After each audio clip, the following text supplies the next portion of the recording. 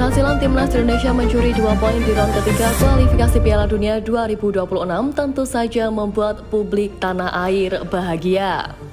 Terlebih, kesuksesan Timnas Indonesia untuk menapaki level yang lebih tinggi faktanya juga mendapatkan banyak atensi dari berbagai pihak. Ya, meskipun masih ada juga sih cemoohan dari pihak dalam negeri yang tanpa dasar.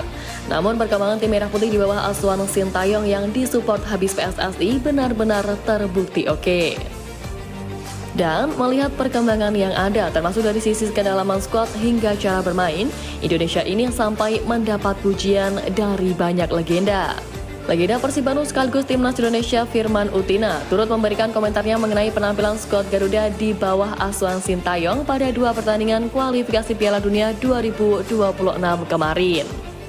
Sukses menahan imbang 2 tim langganan Piala Dunia, menurut Firman Utina pada 2 pertandingan tersebut, Timnas Indonesia tampil bagus. Hal itu tak lepas dari kualitas pemain yang dimiliki skuad Garuda saat ini dan juga strategi yang diterapkan oleh Sintayong. Pada pertandingan menghadapi Australia, Firman memuji penampilan penjaga gawang anyar skuad Garuda Marten Pas yang banyak melakukan penyelamatan gemilang, sehingga gawang skuad Garuda tidak dapat dibobol oleh lawan. Menurutnya, Timnas Indonesia saat ini beruntung memiliki penjaga gawang berkualitas sehingga lawan sulit untuk menjebol gawang skuad Garuda. Lebih lanjut dengan melihat 2 penampilan Timnas Indonesia di 2 pertandingan menghadapi Arab Saudi dan Australia, menurut Firman tidak menutup kemungkinan di laga selanjutnya skuad Garuda bakal tampil lebih baik lagi dan meraih hasil maksimal.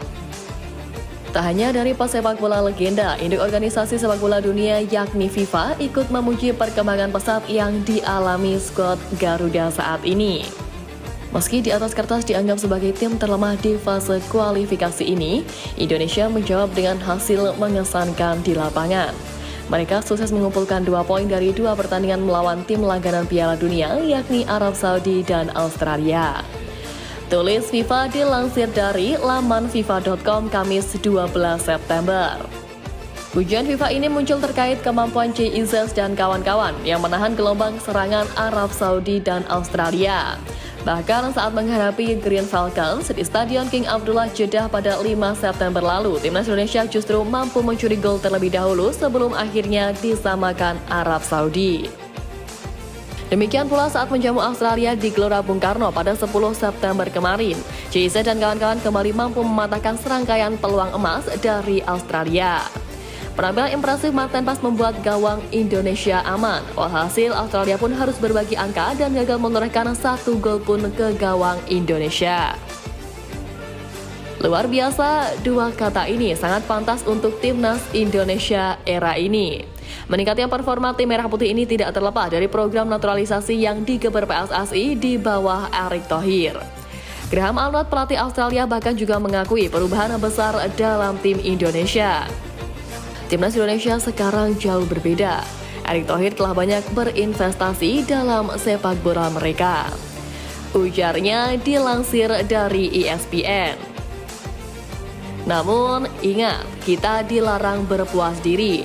Selanjutnya, JIZ dan kawan-kawan masih harus tetap waspada menghadapi laga berat di grup C, baik kandang maupun tandang. Dalam 2 laga mendatang, Timnas Indonesia akan menghadapi Bahrain pada 10 Oktober di Bahrain National Stadium, diikuti dengan Jepang pada 15 November. Bahrain meski kalah 0-5 dari Jepang di laga terakhir, sempat mengejutkan dengan menang 1-0 melawan Australia di laga pertama. Dari 7 pertemuan terakhir, 2 hasil imbang dan 3 kekalahan melawan Bahrain. Meski belum pernah tampil di putaran final Piala Dunia, Bahrain pernah mencapai peringkat keempat di Piala Asia 2004.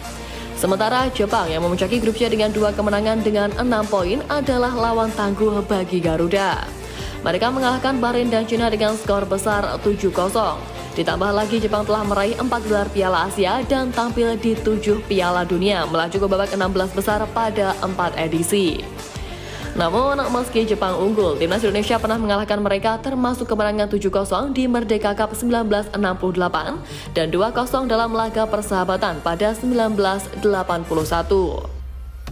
Namun, mengingat kiprah Marcelino Ferdinand dan kawan-kawan saat ini, ya paling maksimal mungkin bisa meraih hasil imbang di laga kontra Jepang nanti. Kita patut optimis sebab penilik komposisi skuad Garuda yang bakal terus semakin kuat ke depannya. Bahkan pandit Australia Chris Kavanagh dari The Guardian mengakui performa yang ditunjukkan timnas Indonesia ketika bersua negaranya memang patut diacungi jempol. Meski sebagai tim termuda dan banyak diremehkan, baginya Jay Izzes dan kolega sukses tampil apik dan mengejutkan dunia. Menariknya, ia bahkan meminta timnasnya berhenti menyalahkan lapangan buntut dari kritik tajam netizen Sakros pada kondisi rumput SUGBK. Ia justru mempertanyakan, kapan Australia memiliki lapangan sepak bola yang benar-benar baik di era AFL atau NRL? Australia sudah tampil buruk di kualifikasi Piala Dunia sejak 2022 dan perlu menyesuaikan diri dengan kondisi lapangan Asia. Kavanagh juga menyoroti kurangnya permainan berkualitas dari Australia, mencatat bahwa tim belum menunjukkan kemampuan seperti total football.